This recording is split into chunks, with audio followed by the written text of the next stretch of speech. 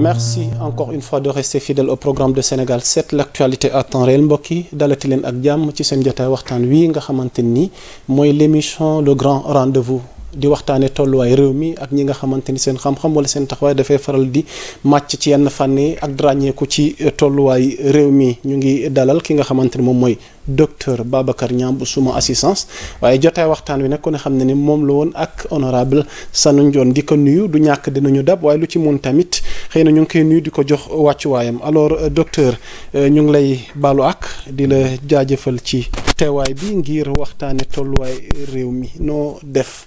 yaa Moussa yow dafa naa yow laay mujj nuyu sax. defe naa ñoom Ismaïla laay jëkk nuyu ak sa auditeurs yi. di sant aussi di kontaan que ñu mën a dajawaat encore mën a waxtaan. bon yow tamit moom xam nga moom soppeel bi nga am ci man. maa ngi la ciy remercier. bu fekkee man ngay yaakaar si actualité bi souvent. je suis toujours présent. yàlla na si yàlla def jàmm. et ni ngay waxee nag sa début d'émission bi ñuy wax lu leer te dëggu. waaw dañuy wax lu leer te dëggu ba tax na sax man mii sax dama ci rectifier waale ci xibaar goo xam ne jotoon na fi jàll ci waxtaani weesu donc Mass Mboup teewoon na ak ki nga xamante ne mooy Sanu Ndione mi waroon teew tey ci xibaar gu tukkeen ci mbirum cautionnement yi Abdoul Aziz Mbaye ñu ne dañ ko cautionnel 150 millions tukkee ci ki nga xamante ne mooy Tahirou Sarr mi nekk ci loxol yoon alors li am mooy que ni c'est 4 millions kon xibaar boobu ñu jàll woon mbokk yi ci jéggalu moom Abdoul Aziz Mbaye rawatina yéen ñu ko doon teewlu donc ñu daal leen koy fàttali nii la demee alors balaa ñuy dugg ci biir waxtaan bi parce que yow sa teewaay ak scandale yi xew surtout wàllu paj bi te itam bëri na li nga ci dund en tant que victime mais dañuy bëgg a dem fële ca Vatican ndax dañuy bëgg a jaal ñi nga xamante ni ñoom ñooy communauté catholique bi moo xam ñi ci réew mi moo xam ñi ci àddina gi ndax le pontife souverain muy pape François donc il a rendu l'âme bésu tey jii nii lundi de Pâques à l'âge de 88 ans des suites donc d'une maladie. noppal ko na ko mais li ci symbolique ay mooy jouru Pâques bi nga xam ne mooy feetu catholique bi gën a ëpp solo defe naa. waaw Pâques bés boobu Pâques te bon yàlla may na ko sax dégg naa ba génn na sax waxoon na tey moom dina ñëw présenter ni mu daan def à tous les fidèles yi ñëw ci cour seen à Rome. bon mais bu ko jotee def nag alhamdulilah aussi. mais di jàlle rek communauté bi yëpp bon xaw ma nag ay personnalité religieuse nii xaw ma ndax ñun ñoo leen war a ñaanal wala ñoo ñu war a ñaanal. bon mais lu ci man rek ñun ci dolli sunu ñaan. def naa bu ñaan yi bëri def naa dina am solo. ok maa ngi jaaree sunu mbokk catholique yëpp. récemment rek laa leen fêté seen ñi ma ci xam ñëpp fêté naa leen joyeuse Pâques. malheureusement bi tam moo ci tegu loolu mooy wane tamit àddina lu neex ak lu naqari mooy ànd. ñun de leen doole jaale ni ñu koy waxee ci tukulóor rek yàlla na leen ñaan may xolu muñ. ak mën a supporter naqar bi. c'est important le pape qui est mort à l'âge de 88 ans mu nekk annonce gu tukkee fële ca Vatican di leen fàttali ne un mois après sa sortie de l'hôpital pour une pneumonie infectieuse donc le pape François est mort à l'âge de 88 ans a annoncé le Saint-Siège ce lundi de Pâques 21 avril 2025. Le Vatican a annoncé lundi soir que le pape François était mort d'un accident vasculaire cérébral AVC. Le souverain pontife était apparu en public pour la dernière fois dimanche lors de la célébration de Pâques place Saint-Pierre au Vatican pour un bain de surprise donc paix à son âme. Alors dañuy ñëw ci yow docteur. ñu def récapitulatif bëri na xew-xew yi am ci semaine gi nu génn tey altine mu mel ni ay rebondissement ñu ngi continuer di am ngir naqar wi nga xamante ni ba tey jugeegul ci xolu askanu Sénégal ci mbas mi fi amoon diggante 2020 ba ni mu fi jugee waaye mu mel ni feebar ba tey des na fi ci ay scandale ci ñu dénkoon combat bi ngir ñu war ci indi saafara waaye mu mel ni ay détournement la mujjee yow nga nekk ci victime am loo ci dund sur le plan sanitaire buñ ci dikkaatee maître lan lañ mën a jàpp docteur autant pour moi. par rapport à ce lay corriger d'abord boo ne depuis 2 semaines rek ma ne ëpp na 2 semaines ñu ngi ci ay jaaxle ak ay produits yoo kii depuis 1 an. depuis 1 an bi Pastef jëlee vraiment gouvernement bi vraiment ñu ngi ci ay actualités yoo xam ne vraiment c'est dense et c'est positif en plus parce que li leen population bi sas yëpp la demande sociale dafa mel nu vraiment sonn nañ ci ñu ngi ciy def seen kàttan yëpp ba day dem sax ba tiital nit ñi ne ñun ñii vraiment dañu ñemeñ trop li ñuy attaqué nii yëpp en même temps est-ce que vraiment du metti dina metti ci ñoom dina metti ci ñuy def lu bon te niñ la ko waxee ñooñu boo compter ay milliards xaalis bi ñuy compter nii rek ñooñu ça veut dire que am nañu aussi kàttan ku mën a def kàttanu def lu bon loolu rey ay nit parce que ñoo dañuy rey ay nit dañuy rey ay nit noonu wax naa la dañ naan katu deret lañu ay dëmm lañu ñooñu xaalis boobu léegi nga defee ne jarul leen ñu reyaat nit donc moo tax gis nga ko tey tension bi sax c'est des policiers c'est des gendarmes en tenue de guerre ñoo nekk ci mbedd bi tey jaar naa phare des Mamelles ñu fa daan nekk en tenue bleue tranquille du tenue bleue la ñu sol dañu sol yu doon casque de guerre sax la ñu sol bon kooku nag yàgg naa leen wax ñu vraiment préparé wu li ñuy junjee tax li ñuy solli ak décision yi nga xam ne population ñoo leen ko mayoon surtout arrêter le colonialisme par la présence des armées françaises loolu tamit bu ñu fàtte ne que c'est pas une petite chose parce que ñun ñu ngi koy sentir ci malade yi waroon dem France sax mën a mayatuñ leen visa ñu ngi koy sentir te ci lii xew Casamance temps yi waxoon naa leen ko fii nañu moytu par A ou B boo moytu la ñu yëngal fenn te côté boobu la ñu côté sensible boobu lu defe naa la ñu nekk donc moo tax bu ñu delloo ci mbas mi yow en tant que acteur majeur pour te dire yow ci mbas mi laa jëm pour te dire actualité yi dañu kii bii tamit ñëw tegu ci bon kooku tamit ñu bari doon wax est-ce que kontaan naa que affaire bi ñu ngi leen di jaar yoon mais man kontaanuma li ma bëgg a tey mooy ñu xam nga expérience li ci am mooy leçon bi ñu ciy tiré surtout expérience bu naqari nii danañu expérience neexul mais leçon bi ñu ci war a tiré moo am solo maa ngi suggéré ñu xool un service d'urgence de la Cour des comptes. c'est-à-dire bi ma koy wax boobu am na ñu deewoon mais tolluwul nii boobu au lieu ñu may convoqué di ma yóbbu may passé ay heures à kii enquête bi c'était facile. lan moo tax ñu convoqué woon la. parce que dañu ne parce que j'ai dénoncé que mbas mi xaalis bi jaarul fi mu war a jaar. mu mel ni l'histoire vous a donné raison. raison. waaw non mais buñ ci dikkaatee parce que li xew tey jii nii dénoncé woon nga ko. sur le plan sanitaire parce que tey jëloon nañ une 60aine de milliards dénk ko ministère de la santé ci combat mbas mi. déjà gis nga déjà yéen soxla woon ngeen ay jumtuwaay. am na sortie yoo ci defoon ba mu warul la ci kasu buñ ci dikkaatee loo ñu ci mën a leeralal. non li ma ci mën a leeral mooy expérience bi ñëw na heureusement ñu ngi justice baa ngi dem. pour régler kii bi mais foofu tamit nee naa leen xaalis boobu soxluñ ko ci ku nekk kaso ñu ngi ko soxla ci en liquide ñu régler ay problèmes yoo xam ne c'est vraiment urgent tey bu kii joxe 4 millions yi rek tey buñ ko am na benn dëkk buñ ko yóbboon xale yi dañuy jàng jigéen ñi faju donc ñu ngi ñuy murloo presque afay xaalis bu bari buy dugg ay 400 milliards yu kii fay 4 millions wu seen communicateur bi waaw mais ani kii ani TFM du waa TFM waa jooju waa TFM TFM la mais Tahirou Sarr moo ko fayal non xibaar gu jàll la mais li ñu mën a wax daal mooy question la rek fay na caution am daal moo neen nga Tahirou Sarr moo ko fay man nag am na lu ma ci junjët bon nañu yem foofu d'accord donc gis nga parce que bëgg naa 400 milliards yu ne moom joxe na caution Tahirou Sarr ñu ne sama dëkkandoo bi Farba joxe na aussi 400 milliards muy 800 milliards. mais ñooñu taxul ñu libre waaw mais du libre bi sax mais xaalis bi la ñu soxla. xaalis bi boo gisee la société demande qu'on fasse justice c'est pas pour le plaisir de mettre quelqu'un en prison. c'est pas pour le plaisir c'est ce qu'on appelle la réparation boo justice boo gisee ñuy dem tribunal rek réparation la ñu soxla. réparation mooy li lay may nga jóge fi nga nekkoon nga dem ci kanam parce que kooku daf la xañ lu bari. def ñu xañ lu bari ñu dee ñu feebar ñoo xam ne dañu laago boo demee ci événement yi manifestation yi même chose ñoo xam ne dee na ñoo xam ne dañu laago ñoo xam ne madame Dia doon na ko lim bi passé li mu sentir prison rek li mu fa gis rek ak séquelles yooyu ñaañu am tu vois loolu c'est vrai qu'il faut le réparer mais à côté de ça on a besoin que ce pays-là sorte mu génn ci guute bi ñu nekk Marius Sagna l'a bien dit, on n'est pas pauvre, on nous appauvrit. De l'extérieur et même de l'intérieur. Comprends-le ma de l'intérieur et de l'extérieur. Militaires français ñu génn Sénégal, c'est pas une question de dignité wala de qui, c'est une question d'économie. Il va se passer beaucoup de choses avec beaucoup de pertes. En France laa nekkoon bi Mitterrand di ñu koy élire muy nekk socialiste jël pouvoir. avec des idées très gauchistes et des idées très libérales ma yàlla def ma damay stage même en Nouvelle-Calédonie qui est encore une colonie française dara bougé wu fa dara bougé wu moo tax ma ne la même boo amee sa instinct politique bëgg a defar dëkk tu as un poids économique qui est derrière toi boo xam ne mënoo ko bousculer donc moo tax ma ne la bu fekkee jëm ci yàlla Mitterrand def na pouvoir am en tant que socialiste ba jeexal te colonisation jeexul ci sur la France bu France continuer am ay colonie moo tax ma ne la intérêt bi fa nekk du question décision rek je libère des colonies c'est une décision boo xam ne ay conséquences économiques yu énorme la am énorme pêche bi rek gis nga avant ñuy jël suñu indépendance dindi nañ ko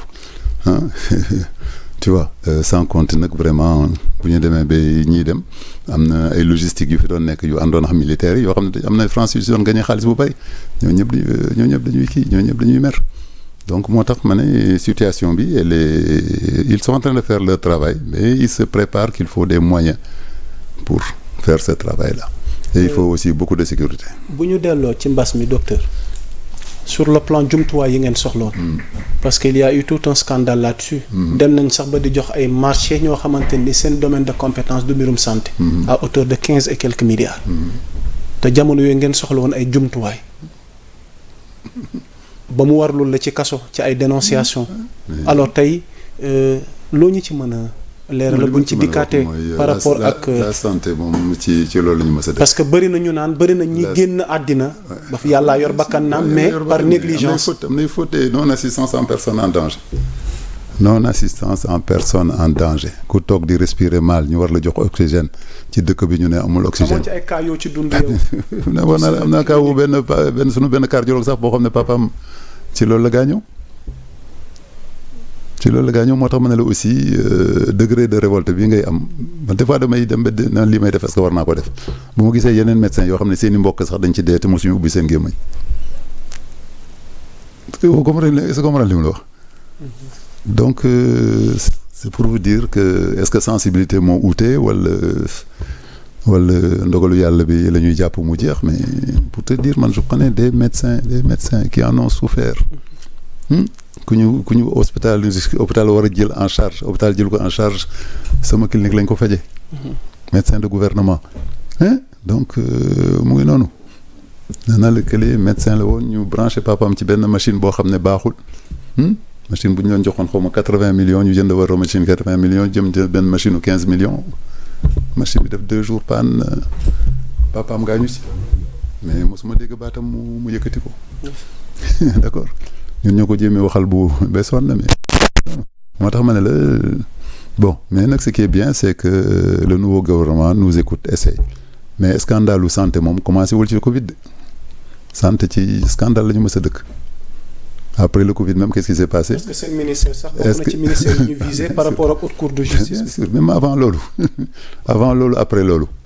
après loolu qui remplacé la dame là qui a remplacé amul benn scandale bu dem ba tribunal avec les Allemands tant de milliards la woon ñu jox ko benn marché kenn nit au lieu que mu dem ba ñu dem ci yoon bi bon yoon bi xam nga yoon tamit yoon nee na la en fonction du pouvoir lay évoluer comprendre nga tant que ñi ko tegoon au pouvoir était là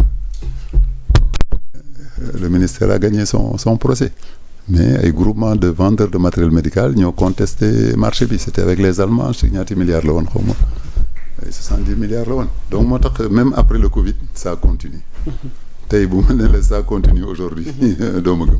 ça continue comment. bien sûr ak ba ci nouveau demal fi marché on ose espérer qu'avec demal marché bi ñu tuddee sëriñ bi sax man loolu moo jaaxal bon kër sëriñ bi du ñu wax ban sëriñ la mais kër sëriñ bi lañ ko ooyee demal foofu tey nga xool nga jël fa benn boîte nga jënd benn boîte nga indi ma xoolal la kii bi. kër sëriñ bi démantelé wuñu réseau bi fa nekk.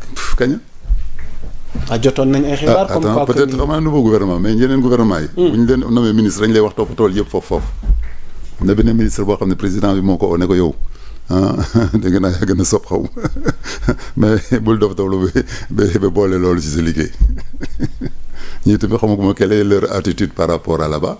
mais man sama portable mu lay wax message yi may recevoir ay matériel la ñuy jaay.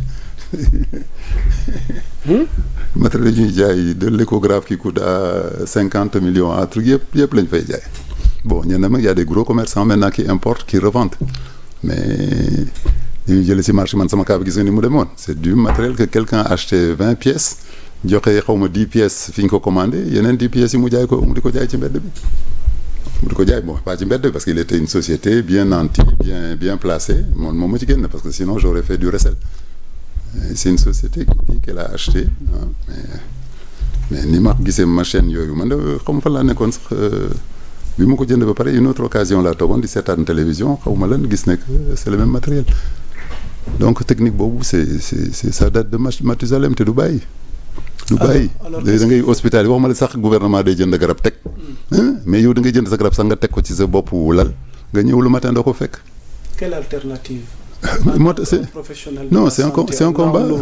C'est un combat qui sera histoire ak pratique yi ni mel. mais histoire kii bi ñuy wax ne bi waa Pastef di wax traître la xam nga lu ko andi. Il y a un médecin que j'ai attrapé qui m'a pris ma facture qui allait encaisser l'argent. Parce que naroon naa woon ñëw ci. ki dem loolu. donc moo déguisé retournement de situation bi dama naroon a ñëw ci question boobu.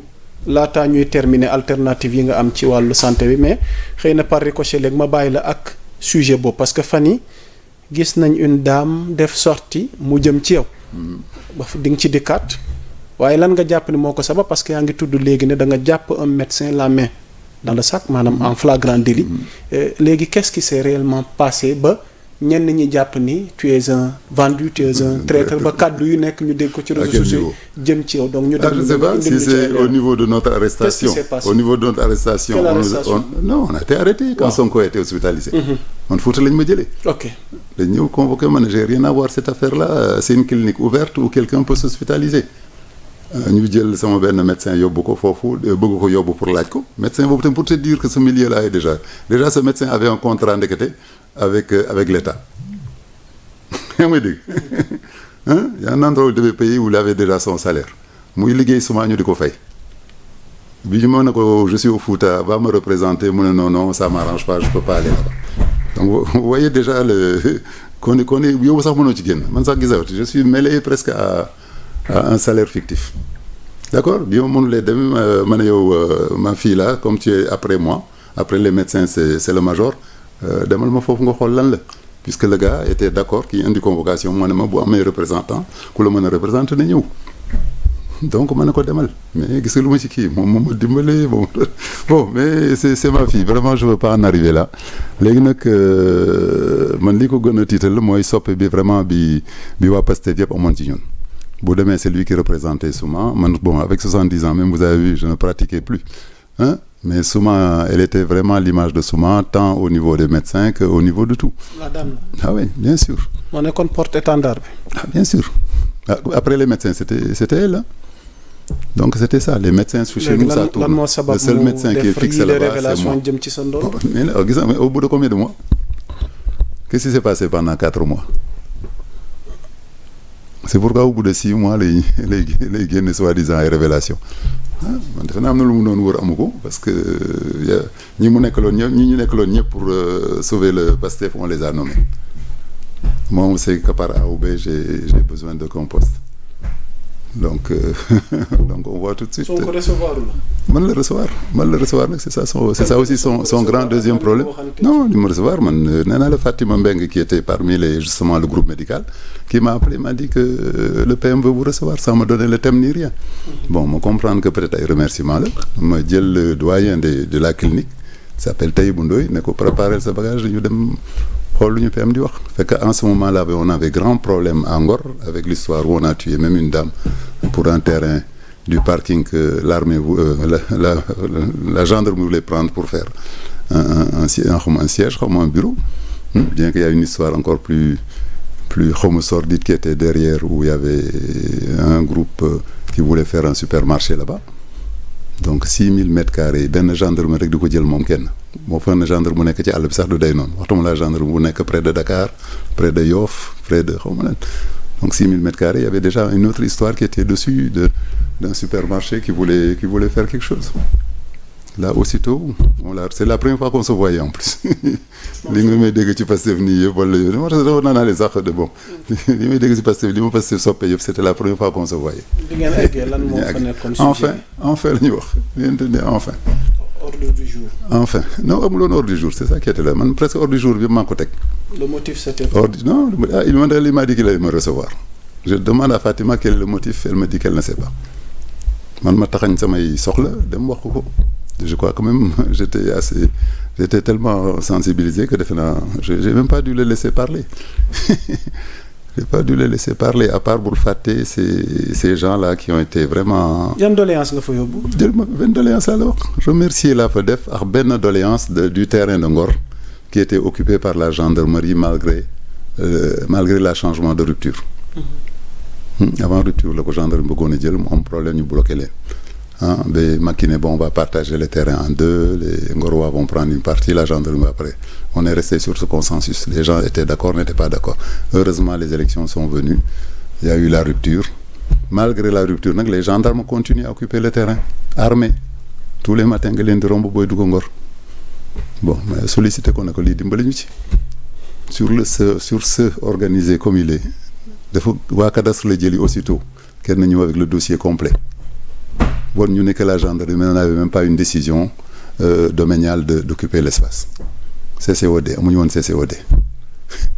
Sur le champ, il appelle la hiérarchie militaire jusqu'au truc ne leen mais qu'est-ce que vous faites là-bas? Qu'est-ce que vous faites là-bas? Ah, c'est-à-dire, bon, on n'a pas encore reçu d'ordre. Aussitôt, il prend son téléphone, il appelle plus haut. C'était un jeudi, je pense que le vendredi, le terrain a été libéré. Le maire est en train d'utiliser pour faire des marchés du mercredi ou du jeudi. Les gosses ont commencé à refaire leurs activités sportives là-bas. On a soufflé. Donc, kooku tamit. J'ai 70 ans, mon cher. Mais on a écouté la dame. J'ai 70 ans. Da nga am contentieux personnel ak dame bi. Non, c'est ma fille. C'est ma fille. Lan moo tax seen rapport àgg fi. C'est ma fille. Non, c'est ma fille. Je pense que j'ai rien contre elle et je pense qu'elle doit rien avoir contre moi. Et vous n'avez rien à vous reprocher yow tamit. À quel niveau? ci combat bi ci seen rapport. Que j'ai dénoncé des gens, dénoncé à quel moment? Quoi dénoncer? Comme la liste des médecins qui faisaient les secours. Tu parles d'un médecin que tu as dénoncé? Non, ça c'est autre chose, ça c'est bien après.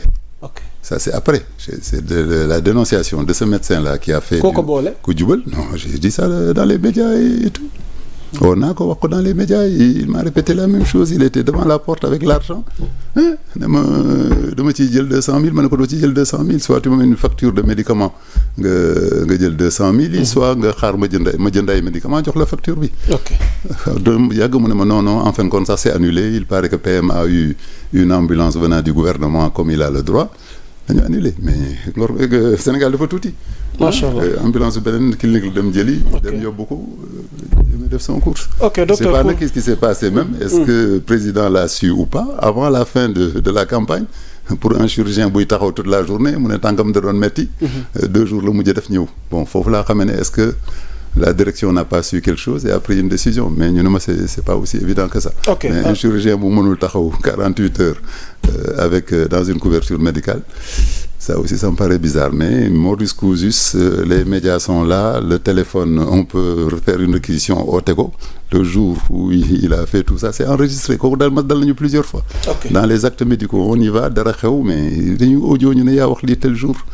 Et la Sonatel le sort à la demande d'une réquisition donc le jour il veut on se fait la réquisition ñu xam ne wax na ko wala waxu ko. OK. Léegi nag bon dans le groupe c'est vrai que je suis désolé mais nag Pastef lu mu nekk nit lu mu am dignité il faut pas oublier qu'on a tous des casseroles derrière nous te boo nekkul kenn lu nekk xëj na ci biir dans des groupes il y a tout donc je suis désolé si nag des gens de Pastef se sont sentis blessés.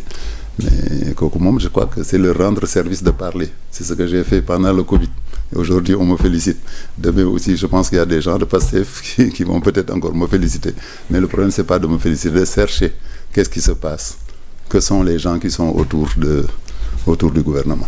OK. C'est ça l'intérêt waxuma ne parce que da wax naa leen lu naqar rek ils lèvent les boucliers ils veulent commencer à tirer nañu dem gëstu commencer gën a protéger wu bañ a def lu ñëlee doon def bañ a am lu mel nu ay farba du Pastef voilà PDS amoon na farbam maa ngi souhaité vraiment Pastef bañ a am farba. Et ça commence par ça de voir chacun qui se mette là où il doit être et respecter vraiment le mot xawma lan qui correspond au drapeau jubal jubanti. OK. docteur Babacar Niang donc waxtaan wi dee dox di wéy ñu jeexalee chapitre scandale Covid boobu noonu ñëw ci mise en accusation bi nga xamante ni yëkkati woon nañ ko fan yële ma bëgg cee am sa xalaat mu jëm ci ndoddu Macky Sall à travers Guy Marius Sagna parce que jàpp nañ ni s'il y a un responsable ci lii ñuy dund ci ay jafe-jafe moo xam scandale yi yëpp defe naa amoon nañ njiitum réew mi fi ne woon à l'époque muy Macky Sall ban jàngat nga ci am. waaw jàngat bi ma ci am de waa Pastef ñu ngi yotte duñu ñu ngi yotti saqat xam nga kii yor bu sa yor ku yor di saqat la depuis le début la jotee il faut avoir le pouvoir déjà à 54%. Macky était réellement en danger. doo déglu ma rek on a eu 54% déjà pour le mettre de côté parce que la population n'en voulait pas. Et on a vu ce qu'on a vu. On a vu aussi des gens qui sont morts sous sa responsabilité. ñu teg ci ay problèmes ñu jël assemblée ñu dem fa jëlaat tout le pouvoir. Maintenant tout le comment ça s'appelle la demande populaire li ñu leen laajoon que la justice soit faite ñii dee ñii ñu rey 63 ñi naa 60 ñi naa 80 bon ñuy wax na ay conteneurs yu ñu dugal ci géej ñu boole ci encore des hommes en tenue si même un gouvernement se met à avoir des problèmes avec ces hommes en tenue ba ñu si war rey nañu leen reyuñu leen donc c'était normal que vraiment que cette population dise celui-là arrête-toi par tous les moyens par la présidentielle par la législative et même par les finances xam nga dernier kii victoire u Pastef sur la finance yi nga ko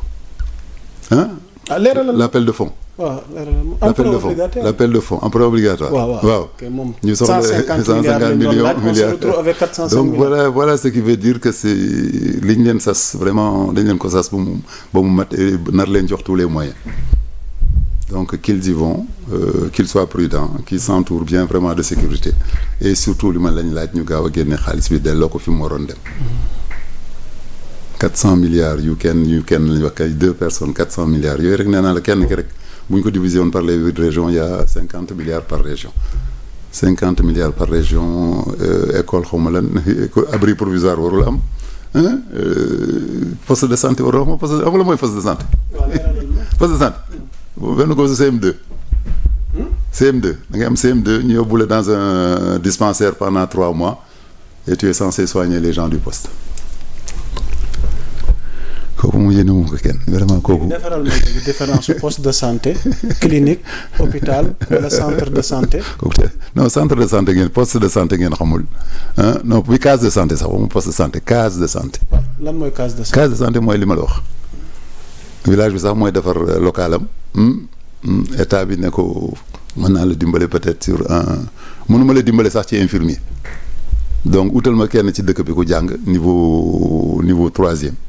waa 13e nga andil ma ko dans un dispensaire ma formé ko ñu jox ko poste de santé bi 2e étape mooy poste de santé où encore souvent c'est les populations qui construisent bu ñu construire par ñuy xëccoo infirmier def demande infirmier au ministère le ministère ne les répond pas ils sont obligés eux-mêmes peut-être d'embaucher un infirmier wala des aides-soignants wala commencé dem ci hôpital man damay def ay certificats médicaux ay certificats de travail d'un agent administratif de souvent ñu dem may dégg ne moo yor dispensaire ou tel pays kenn ki radiologue la sax kenn say il est devenu radiologue kooku dañ ko defal contrat de rajo ci à Saly ñu yaakaar rajo bi ñëw rajo bi ñëwul ñu débauché ko contrat mais kooku il est radiologue actuellement am na dëkk boo xam ne moo fay def rajo donc tu vois donc c'est du foraatu de A à Z te nee naa leen nag ñi nekkoon ci gouvernement bu nekkoon seen papa wala seen maam ci dëkk yooyu du ñu def noonu.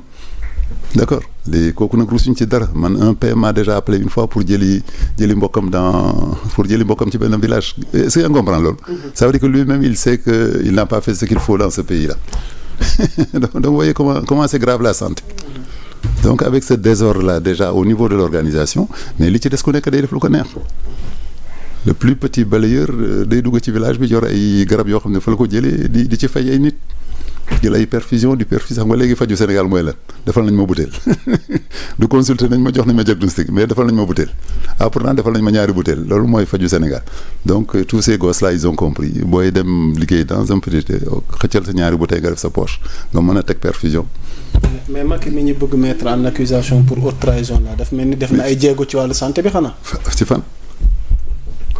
joxeel exemple bi mu demee immigration ñu def accident. déglu ma rek ñu dem dans un hôpital mais loolu la wax hôpital boobu laa jëm. waaw allez-y. mu jël sa naataangoo ki ñu fayal 4 millions yi les médiateurs là nu mu les hommes de communication. mu nekk ak moom waaw bi mu accidenté amul ku ci accidenté woon. ok waaw fu ñu ko fajee ku jëm ci hôpital bu bees bu ñuy ubbi. ñu dugalaat la ci oto indiwaat la ba Dakar.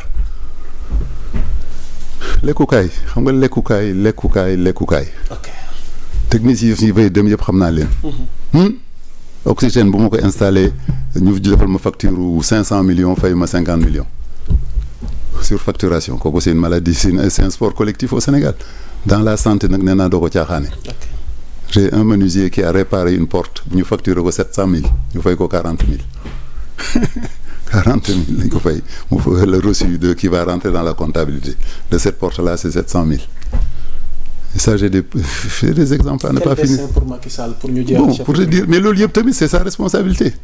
mais bu ñu demee nag ba ñu ne commandé nañu ay fetal commencé nañu ay fetal tiré nañu ci ay nit rey nañu ay borom tenue mais kooku jamais plus ça kooku yàlla bu mu mati ci dëkk bi. lu ñu mën a def pour mu bañati peut-être ñi ko defoon ñëpp il faut ñu oo leen ñu teg leen ci yoon. donc kooku xam naa kenn bëggatu ko kan moo bëgg tey ñu ne la 63 personnes yi dee yooyu sa jarbaat la sa nijaay la.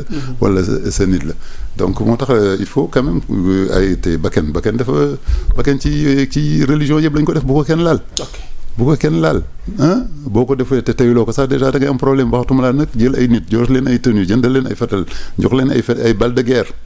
nee naa la dernière balle bi ma la jox te nga ragal ko wane fi ñu génn ci nit bi tu vois kooku c'est une balle de guerre di ko utiliser sur des manifestants civils c'est du criminel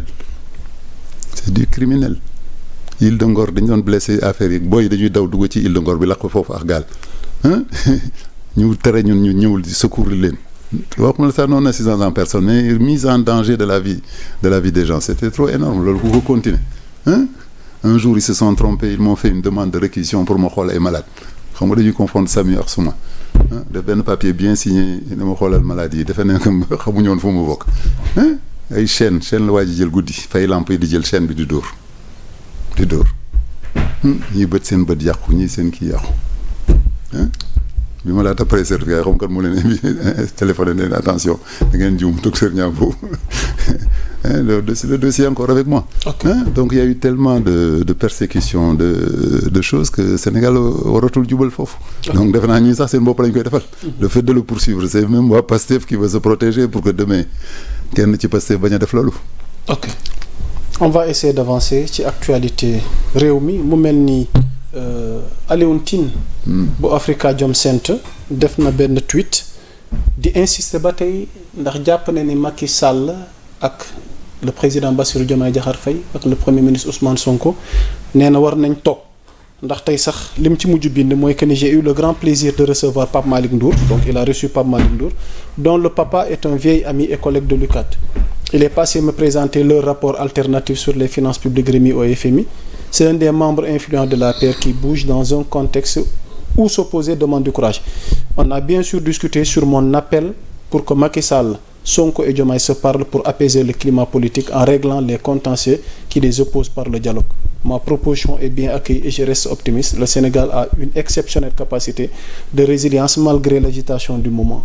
noo gisee appel au dialogue bi proposition bi tukkee ci ki nga xamante ne moom mooy Alioune Tine. li mu wax. c'est du réchauffé. c'est-à-dire. Mansour waxu ko. Mansour Faye. waaw Mansour Faye ñaata la joon la wax ne oo leen Macky mu ñëw dimbali leen ci gouvernement bi. c'est pas les médias. Mansour Faye bi nga gis nii ça fait 20 fois muy prôné ce dialogue là. Le dialogue avec Macky. Le dialogue de Diomaye président Diomaye ak président Macky toog ñu waxtaan ñu oo ko sax mu dimbale leen pour que dëkk bi dox. ah kooku revois les médias tu vas le trouver. non on en discute donc moo tax Alioune Tine bu demee ci discours boobu. Bon, c'est qu'il n'a pas vu peut-être ce qui s'est passé. Pourtant, moi, il m'a appelé quand on m'a maltraité. Alioune Tine ci boppam. C'est dommage que vraiment on en arrive là, que des gens qui font leur travail soient arrêtés. C'est vraiment révoltant. xaw ma nag ndax génn na ko dans les médias ou pas, mais c'est ce discours-là qui m'a tenu. Bon, son rôle nag c'est ce qu'on appelle un alerteur déjà. donc def naa association bi mu nekk wala parti bi mu nekk c'est ça son rôle bon bu ma nee dox jàmm boo xam ne mën na am day am mais li gën a gré man ñun ngi dëkk ci Lébu yi à Ngor ils ont quelque chose qui s'appelle les frais même boo reyee nit ça peut s'arranger mais il faut que quand même celui qui est en face xam ne am na justice bu daw war nañ leen yéen ñaar xool ngeen bi nga koy rey est-ce que yaa ko tey wala teyuloo ko et dans tous les villages là des environs il y a des choses qui varient pas au tribunal ni à la police xamuloo ko il y a des choses qu'on règle mais ce qu'on appelle il y a toujours quand même de la justice ce qu'on appelle la justice toog ngeen ñu toog ku nekk wax kii am na xar dégagé wu kii defoon lu bon xam ne def na lu bon massa wala demaat ci leen on a eu officiellement même on l'a eu en Afrique du Sud rey nañ fa lu ëpp lii def nañ fa lu ëpp lii mais bi Nelson Mandela ñëwee am na nu mu def te bu leen fàtte sama xale yi am na lu ñu rox Mandela lu ñu rox Mandela lu ñu bokk ak Mandela yow Moussa non PM ak Diomaye ñoom Mandela qu'est-ce qu'ils ont de commun? Peut-être une certaine idéologie. Non, les 3 P. Les 3 P. Palais président. Prison. Sortir de la prison pour aller au palais. Nekk président. Bon, il y avait boobu 2 P la woon sax moom parce que bosom 2 P la woon. Am na lu ñu róo mooy lan lañu war a dialoguer lan moo xew waxtu wi. ba ñu war a mën a toog dialoguer parce que mooy jëy ba mu bëgg à tout prix que ni il faut qu'il y ait un appel au dialogue. Macky Sall toog Diomaye toog te yéen waxtu wi ñu ngi wax waxi Macky Sall traduire ko devant la haute cour de justice ngir responsabilité ci li fi xewoon mais au même moment est-ce que ce Macky Sall là du am benn aspect bu paradoxal ci mu mën a toogaat ak ñi nga xamante ne tey ñu ngi leen di laaj pour que ñu toogoon nañu déjà mais toogoon nañu déjà bi ñu koy abal avion bi tooguñu dañu toogoon ñu ko abal ci xol bu sedd guy avion présidentiel mu dem ci Makka dem ci Maroc ba léegi sax ñu ngi leen koy ŋaññi donc toog bi moom la mais de toute façon li ci neex mooy si quelqu'un veut intervenir concilier c'est qu'il reconnaît déjà qu'il y a un problème démarche Alioune Tine bi c'est qu'il reconnaît quand même que y a eu des malversations des mauvaises choses bu ñu ne la dette cachée bi sa sët moo ko nar a fay Moussa sa sët sa doom bi juddoogul moo nar a fay xaalis boobu nga xam ne dugal nañ ko Sénégal te Sénégal njëriñoowuñ ko d'accord. Deuxième chose bu ñu jëlee toutes les malversations boo jëlee bu Covid bi. moo ko jiite woon. moo doon défiler devant les saaku ceeb. En tant que président avec tous les pouvoirs n'oubliez pas il y avait pas de premier ministre à cette époque. mënul même décharger sur une autre personnalité.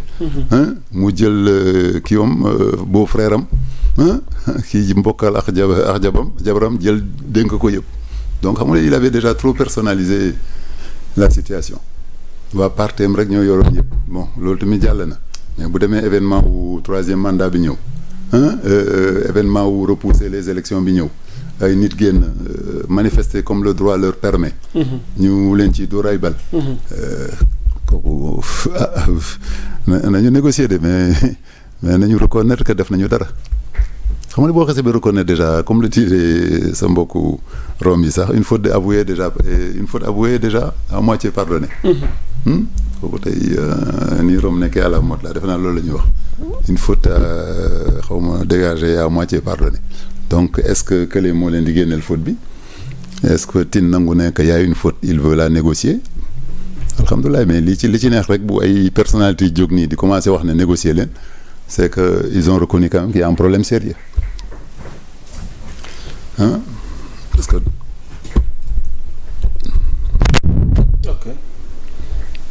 léegi sorti APR parce que ñoom it ci logique bi ngay wax ni balaa laale finance publique ak rapport bi ak mbirum koppar bi nga xamante ni ba tey ça fait débat ak ñëw FMI noo gisee attitude APR tey jii nii est-ce que APR la wala c'était le Sénégal non mais il y a une sortie ñoom sax def nañ un contre rapport Pape Malick jiite ko moo tey lu ma benn chef d'entreprise wax tey waaw lu mu la wax jegel micro bi tey la ma benn chef d'entreprise wax waaw lu mu la wax depuis quelques années rek lañu gisatul kenn ku ñëw di leen laaj xaalis tous les jours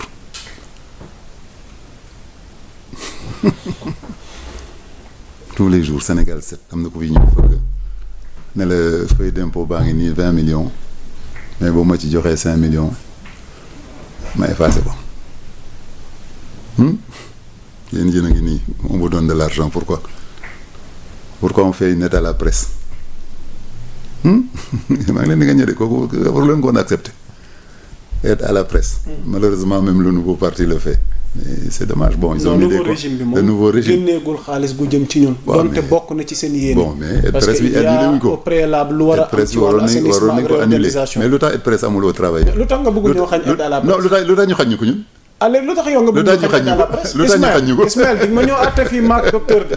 lu tax ñun ñu xañ ñu ko Ismaël docteur nee na ñun waruñu ñu jox aide à la presse. dañ leen jënd yow ki par A ou B. J'ai pas honte de vous on essaie de vous acheter.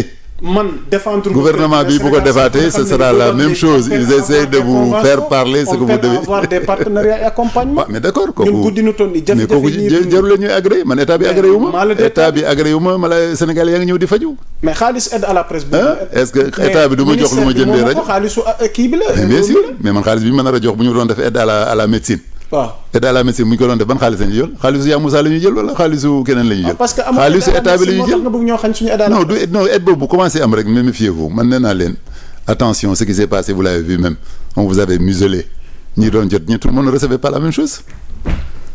liste bi tout le monde ne recevait pas la même chose.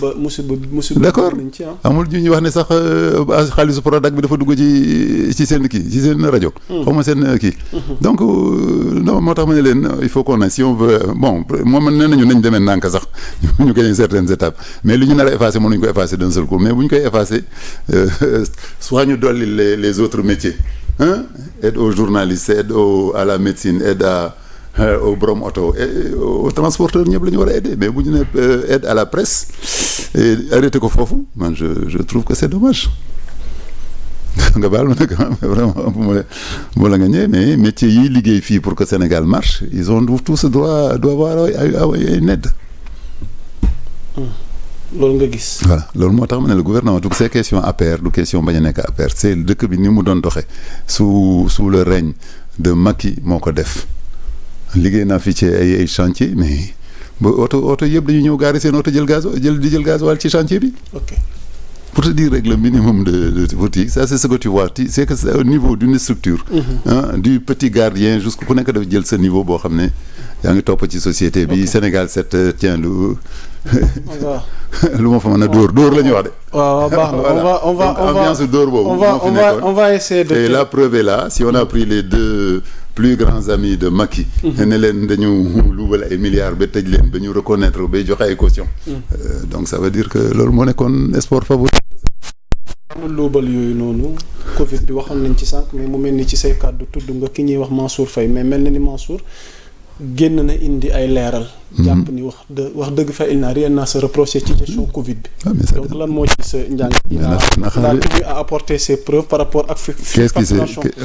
face aux accusations de malversation dans la gestion de l'aide alimentaire maanaam du programme de résilience économique et sociale pendant la période Covid Mansour Faye s'est lavé à grande eau. et on peut se laver Facebook am la def. lu wala fa wax saabu mënul saabu raxas boppam. waaw saabu mënul fóot boppam. waaw. donc ce pays y a des organisations am na ay personnes yu ko nar a auditer des accusations qu'on va lui donner il va donner des preuves ñële aussi font. déjà qu'il lui est interdit même de sortir. bien l'histoire foofu la affaire bi jógee foofu la bëggoon a jógee sax.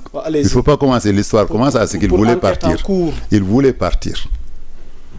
Tout le monde sait moi je sais j'ai travaillé avec la construction du TER j'ai travaillé dans le Covid donc j'ai vécu des choses xam nga des fois moo tax ma ne au Sénégal il faut qu'il revoie la loi de la diffamation am na yooyu wax yor te mënoo yor kayitam am na yooyu wax te mënoo yor photoom am na yooyu wax te mënoo yor kiyoom donc il faut ñu xool te président waxoon na ko sax nee na day décerner des droits d'alerteur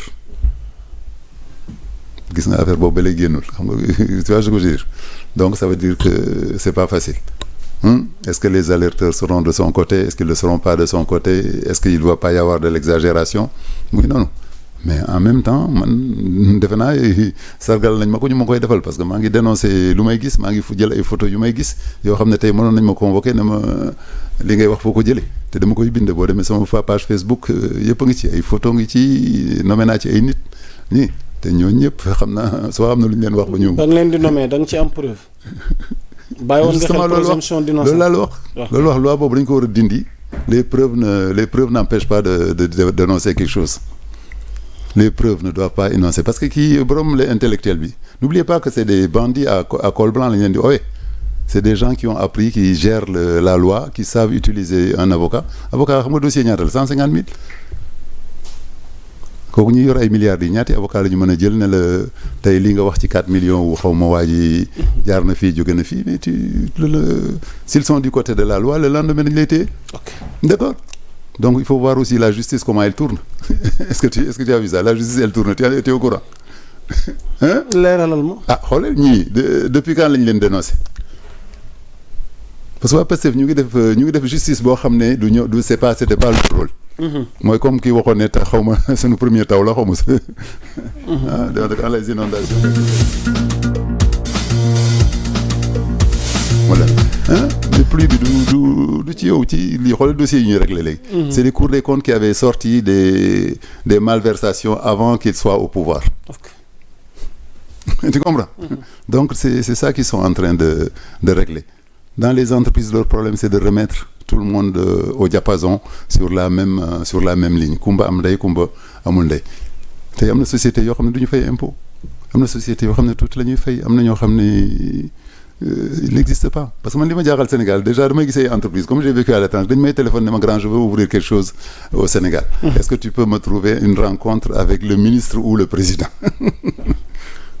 Est-ce que tu as vu la gravité de la situation? Ça veut dire tout est bouclé quelque part et cerclé. Ok. Alors que ouvrir une société kii ngay dem chambre de commerce ñu wax le papier yi nga war a fournir.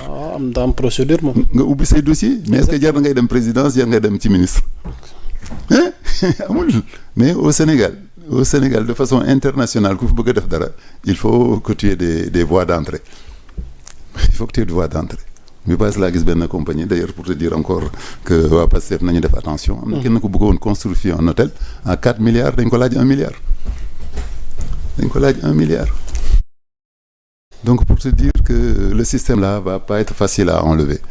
Diffamation bu ñu ko tegee bu ñu ko bëggee teg ci da nga am ay écoute da nga taxaw ci ay bunt da nga kii mais. Déjà am na ñu wax ni il faut qu'il y ait des réformes ci wàllu justice bi ci wàllu cautionnement bi.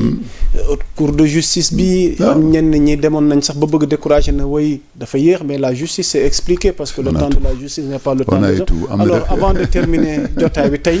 lan nga jàpp ni xëy na moom moo. Chef on a tout actuellement. On dit que la justice ne va pas vite on dit que la justice va trop vite. Toujours ça dépend de fi nga nekk.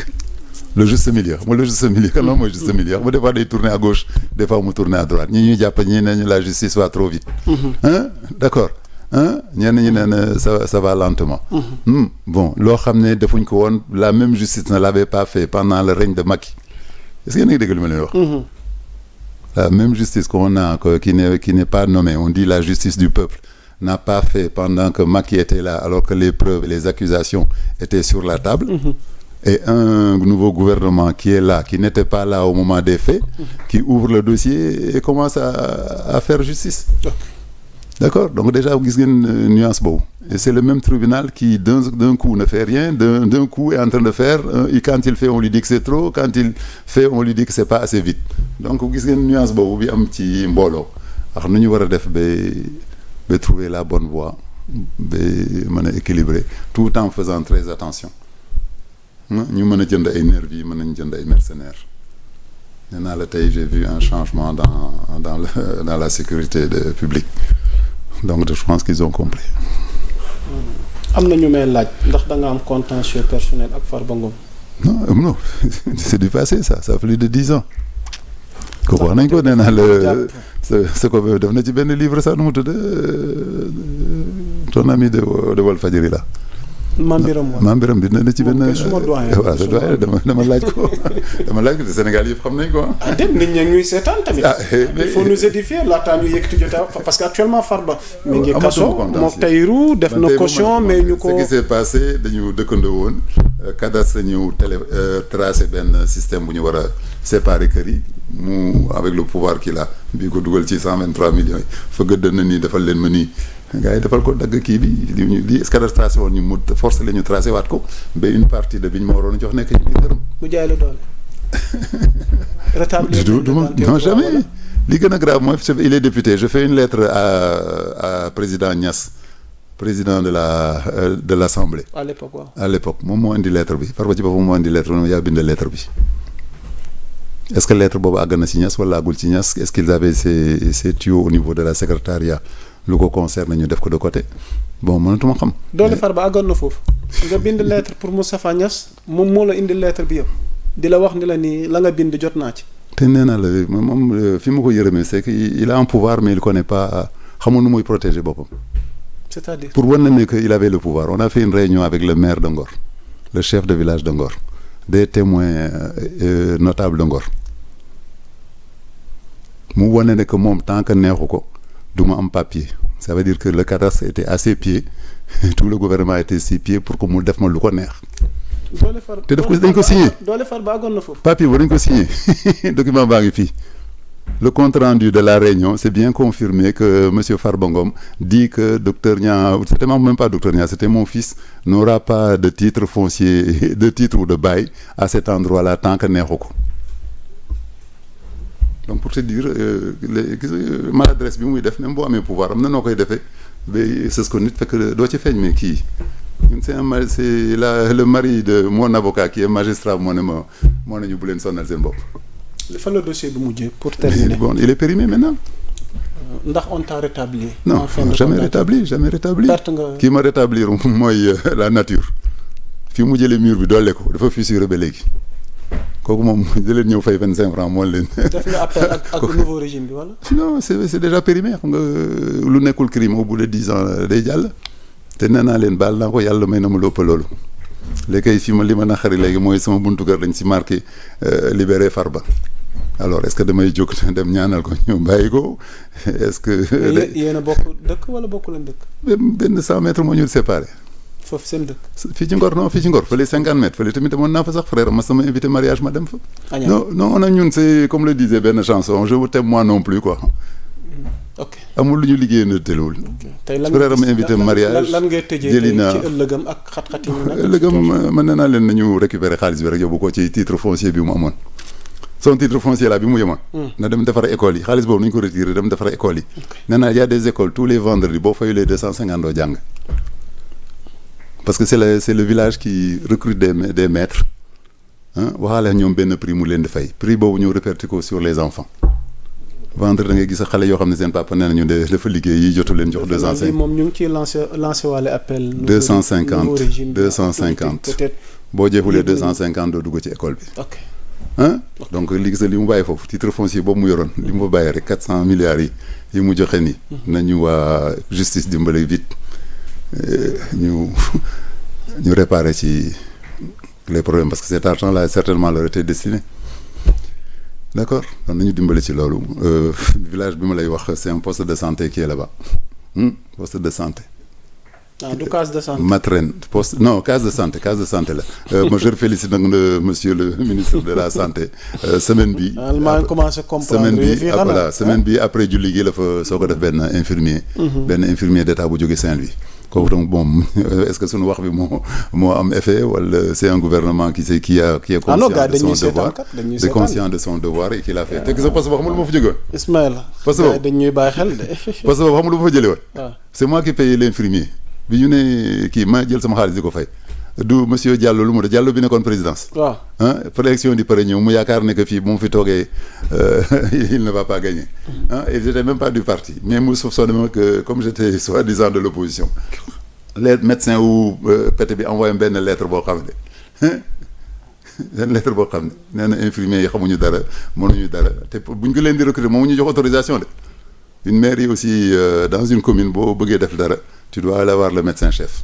mu autorisé ñu def ay infirmiers ñu liggéey pendant plus d'un an d'un seul coup mu envoyé benn lettre que mes infirmiers ne savent rien que je les nourris pas que je les paye pas que dorénavant daal bu mu fa indee infirmier gendarmerie laa jëm d'accord tu vois donc pour te dire rek comment ils étaient ma waxuma méchant sax mais di faj ay nit sax ñu tere la ko donc c'est bon man waxuma APR la du APR je crois que c'était un esprit national parce que bu demee ba ñëpp di ko nangu on peut pas accuser que la APR.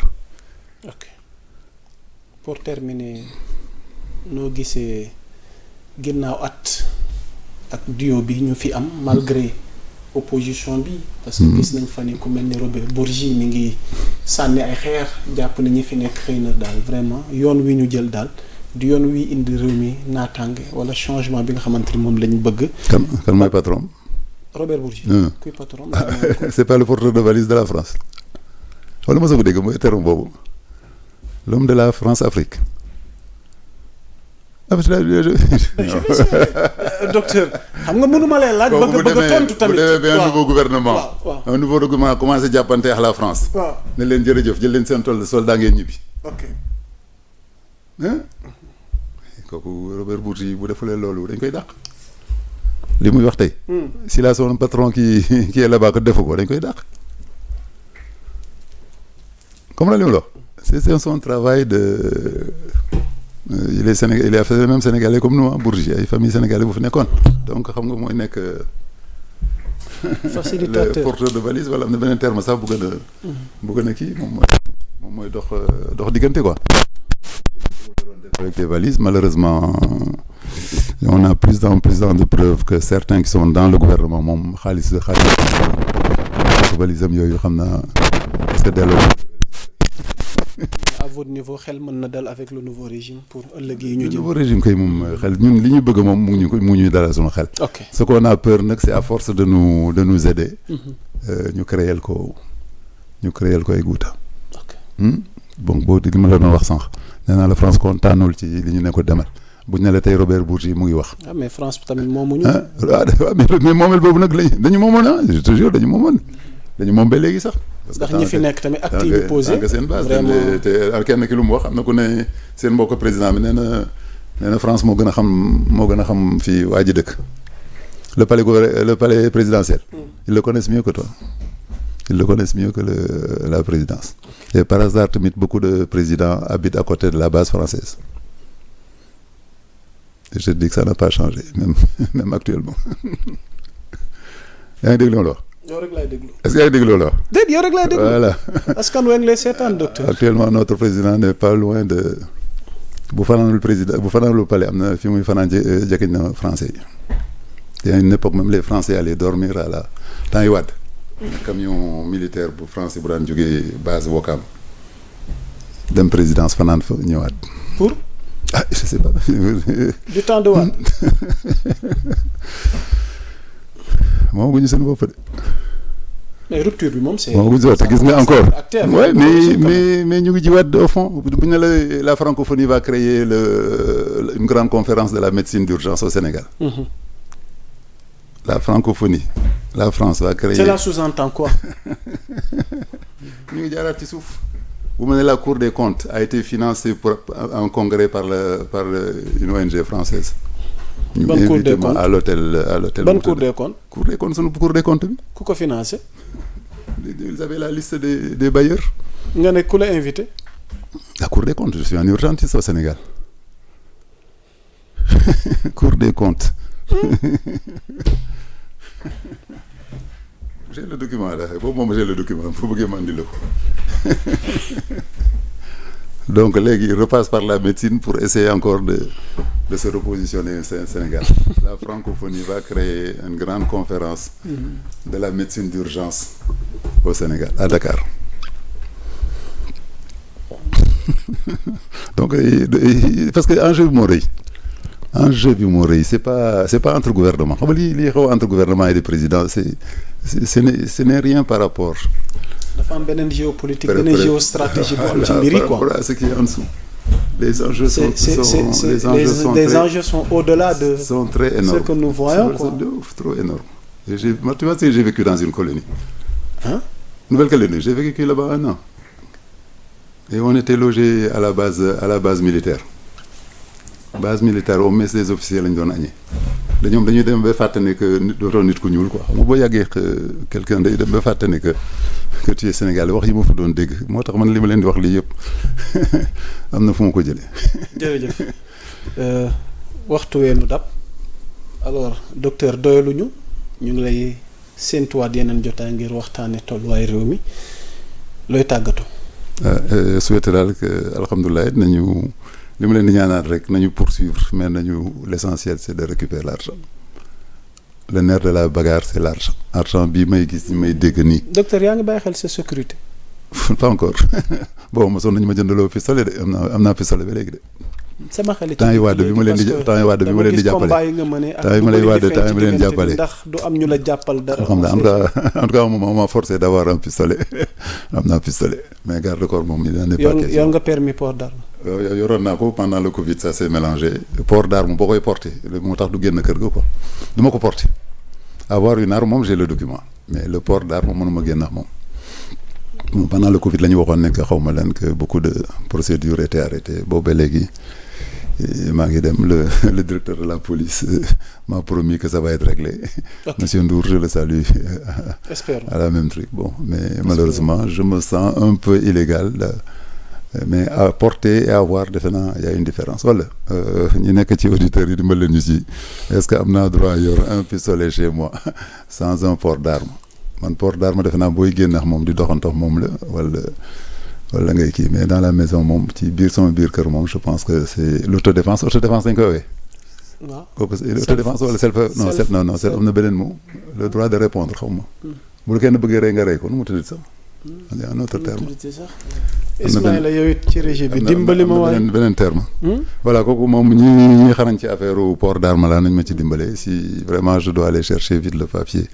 ma xool ko mais góob ma ne may jël pistolet bi di dem feneen di dem dugg kër Babacar Touré am ñu dugg këram dégg na. waaw ñu jeexalee foofu. tudd nga ko xibaar gu ñu jot sànq la waaye nee na après erreur la woon. erreur la woon dañ juum ci kër gi. waaw ci xibaar yi ñu jot. Est-ce que c'est pas quelque chose qu'il faut est-ce que waruñu ko suul rek. mais moo tax Ismaïla au niveau de la régie merci beaucoup. Légitime défense voilà. Donc je pense que si j'ai Ismaël prochainement yaa ñëw toog fii def émission bi légitime défense defe naa du moom problème ak la justice. dafa am loo bëgg a dolli ci Babacar Touré Kewoulo. Non dama lay wax ne rek. defe naa loolu jot nañ xibaar lu tax à partir de cette nouvelle là nga ne ma ndax maa ngi sama sécurité man bon defe naa li may wax de ñëpp ci kii defe naa bu ma génnee fii Dakar dem ba Fouta alhamdulilah sama soppe yi may gis moom defe naa dama yàlla may ma mën a continuer parce que defe naa am nañu mu amal njëriñ lu bari. Ok. Ismaïla ñu ngi lay jaajëfal. Ismaïla merci encore. Le grand Ismaïla de la richesse de ton langage ñun on a un pauvre langage malheureusement nag c'est en français. on a une très belle équipe technique. malheureusement ñun ñoo fi toog rek waaye li ci ginnaaw mbokk yi. ñu bu nekkoon wala tukulóor peut-être du ñu jàppale sax noonu ñoo koy gën a jàppale mais malheureusement nag. je le mën a combat bi mooy ñu ngi xeex français yi. te ñu ngi continuer wax français. di ko jaajëfal Malick yow it ñu ngi lay jaajëfal Abdou Aziz.